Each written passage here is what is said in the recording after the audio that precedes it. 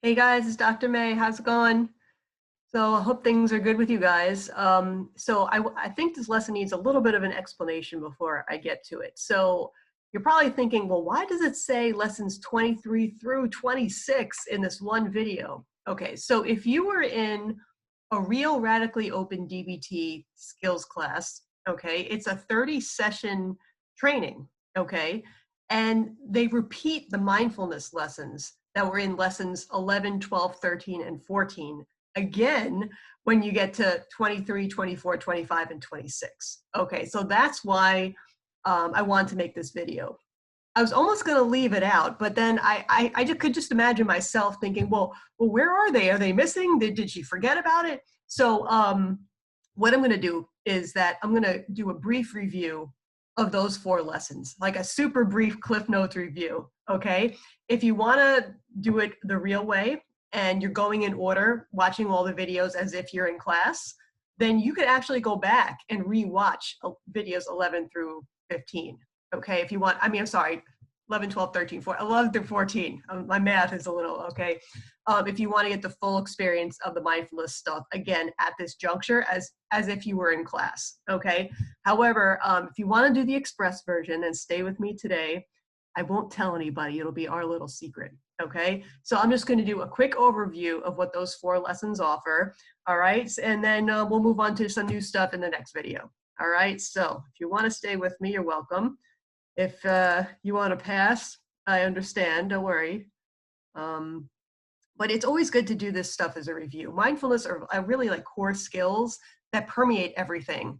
And they really are the foundation for a lot of the other radically open DBT skills. So it's good to keep them fresh. And if you were in a skills group, we would be in a skills class together, we would be doing mindfulness practices in each class. So mindfulness is always an underlying thread. So what is mindfulness? So mindfulness is really about awareness in the present moment.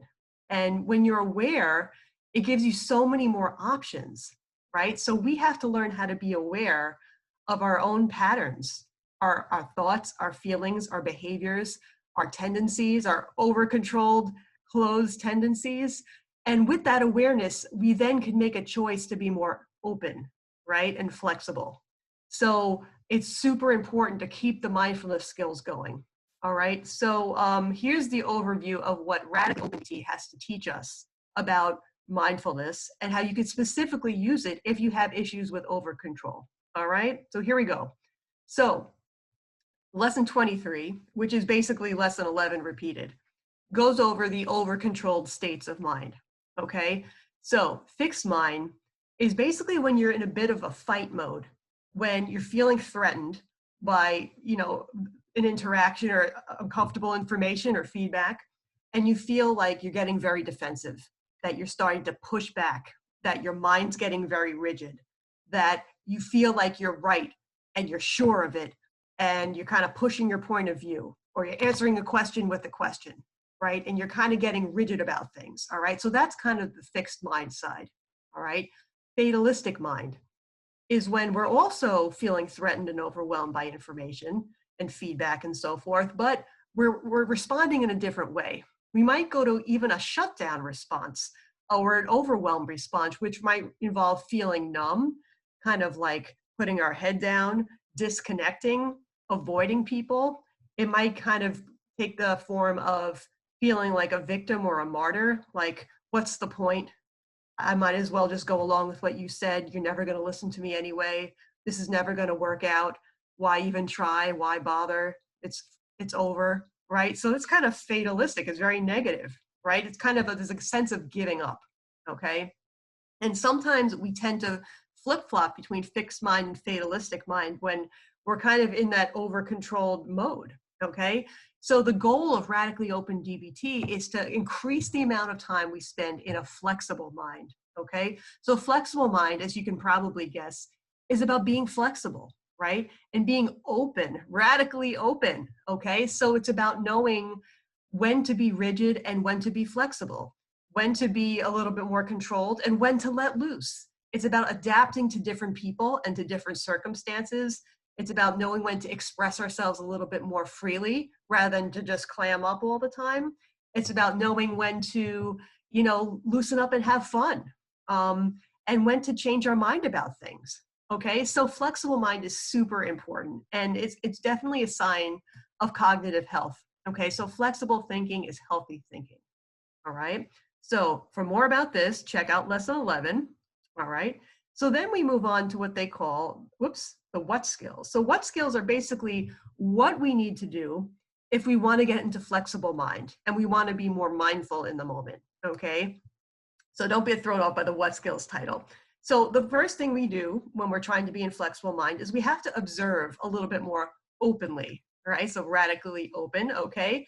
So we have to be able to tune into ourselves. What am I doing right now? What am I thinking? Am I getting into fixed mind? Am I getting into fatalistic mind? Am I getting very reactive right now? What's going on, right? I have to observe myself more fully. I should also be observing in my relationships, right? I should kind of observe the social signals that other people are putting out and kind of tune into myself and figure, how am I coming across, right? So that's part of the observe as well. Tune into my feeling state and know when I need to do the big 3+1 and relax, for example, okay? And observing as fully as possible is really important because we all have blind spots, and the more fully we can be aware of things with our observations, we'll have more information to work with to make better decisions, okay? And observing also, by the way, doesn't need any words at all. It's just tuning in with our senses and kind of feeling through things, okay? So like you could observe the feeling of yourself sitting in your chair without putting words to it, okay? But the next part, describe with integrity, is about putting words to things, okay? So when I put words to things, it's with integrity. It's with understanding that, and with humility, that I could put words to things, but it's not the only way to describe it.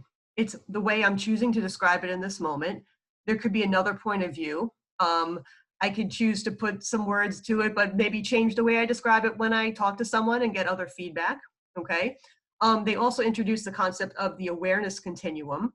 So it's a certain kind of language we could use when we're trying to describe our experience, which allows us to kind of take responsibility for what we're feeling and experiencing, right? So it's kind of saying, I'm aware of feeling blank.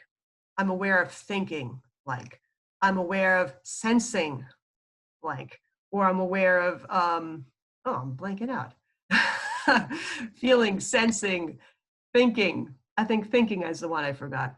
I don't know. I'm sorry. It's not in front of me and my brain's a little fried. But when you say the I'm aware of first, it kind of gives you that mindfulness feeling, right? Because mindfulness is all about being aware, right? So it's stepping back from your experience and describing it to somebody with integrity by saying, this is my true experience and I'm putting it out there, okay? I also realized, I forgot to mention under observe, that one of the main things we could observe is our urges, right? So in order to change our behavior, it's important to be able to observe our urges to engage in certain behaviors, such as behaviors that are associated with fixed mind, such as getting defensive, or fatalistic mind, which could be giving someone the silent treatment or walking away from an argument, right? So before we can change what we do, we have to notice the urge to do it and then make a different choice. So if we observe the urge and don't act on it, that's a skill called urge surfing, okay? And that goes under observe as well. Okay, so sorry I forgot that. Okay, so then the third what skill is participate without planning, all right? So if you're a little bit more on the over-controlled side and you feel a little tense around other people, a little bit closed, you might be a little bit inhibited, right? You kind of might have a hard time joining in when other people are loosening up and having fun. So participate without planning is just kind of like being in the moment, letting loose, joining in with other people, singing in church if other people are singing, dancing at a party if other people are dancing, just kind of like being part of the crowd and joining in to be in that tribe, in that community, okay? So it involves a little more like behavioral flexibility, I guess you could say, for flexible mind. Okay, so for more about all this stuff, see lesson 12, okay? All right, so lesson 13, we're moving on to what they call the how skills. So how skills are basically like how we could do the what skills a little bit more effectively. It's sort of like a stance we could take toward the what skills, okay? So one whole lesson is devoted to the how skill of self-inquiry. So self-enquiry, as you probably have noticed if you watched other videos or read through the Radically Open DBT manual, is an important skill that goes through everything. Almost every video has some form of self-inquiry in it. Why? It's so important. It helps to create more openness, right? It helps us observe more fully, right? We're asking ourselves questions to help us deepen our understanding of our experience, to kind of bring us to our edge, which is sort of like the edge of our awareness. We're expanding the edge of our awareness so we have a bigger picture, right? We're kind of uncovering some of our uncomfortable blind spots. And we're looking at things we normally would be afraid to look at. So it really helps in the mindful awareness process, right? So it's asking those series of questions. It's considered the how skill, how we can get there better, okay? So in addition to the fact that this is all throughout Radically Open DBT, there's a whole lesson devoted to it, and that's lesson 13. So definitely check that out if you want that in more depth. And also in the first lesson, which I think I have as lesson 1B, it's also a lot about self-inquiry, all right? So definitely check it out. Okay, next. So lesson 14 goes over 3 other house skills, okay? And these are kind of closer to the original house skills that you would see in original DBT. All right, so the first house skill is with awareness of harsh judgments, okay? So we're all gonna be judgmental because we're human beings. It's impossible not to judge. We're always making assessments about how things are going, right? But the problem is when judgments get out of control, they could have a negative impact on us and other people, right? So first of all, judgments keep our perceptions very narrow, right? We're putting a label on something. We're deciding something is a certain way. And it's keeping our thoughts about it very rigid. And it's limiting our possibilities for how we could observe the situation more fully, okay? In interpersonal relationships, it could affect us too, because if we judge somebody, we're having a limited view of that person. Instead of seeing them as a whole person, we're seeing them as a label or as something much smaller than they are, okay? And if we're judging ourselves in the relationships, the same thing. It also affects the way we socially signal to other people and the way other people perceive us. So it's important for us to be aware of harsh judgments and unhelpful judgments so that we can reduce that behavior and become a little bit more non-judgmental, okay? Okay, next house skill, with one mindful awareness, okay? So this is trying to focus on one thing at a time, okay? This is a way to calm our mind down and to focus more carefully. And it also is done with a bit of humility because there's a million things I could be tuning into right now, one mindfully, but I happen to be picking one, okay? And the one that I choose might be based on what my brain is deciding is important in this moment, or based on my history and what my system decides is important. So it's kind of like, it's always a little bit biased, right? Just like my judgments are biased, the thing I'm choosing to focus on could be a little biased as well. So with humility, I admit that I'm picking one thing, but there's many things I could have picked, right? It's like if you were tuning into a TV state, turning on your television, cable TV, and there's several hundred channels and you're picking one channel. There's a reason why you're picking that one channel, okay?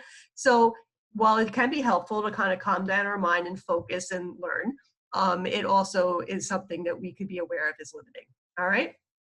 Okay, so then the next house skill is effectively and with humility. So there's a humility again, another common theme in Radically Open DBT. So instead of standing on our high horse and being very rigid and being sure that we're right, which is very fixed mind, humility is kind of stepping back and saying, well, my point of view could be flawed. It's just one way of seeing things. I see the world as I am, not as the world is, right? So I have to be effective in recognizing that. And also part of the effectiveness is like the flexible mind I was saying before, which is being very adaptive and being able to adjust across different situations. That there isn't just one way to do things. There's many different ways to do things, right? And it's important for me to appreciate diversity and that my way isn't the only way. Okay, so for more of this, see lesson 14, okay? So that's my review, all right? So it's kind of quick, but again, it's always good to keep mindfulness skills in mind. So thanks for listening to this one, and the next few are going to be brand new skills, okay? So this is the only review video for Radically Open DBT. All right, thanks guys, and I'll see you soon. All right, bye.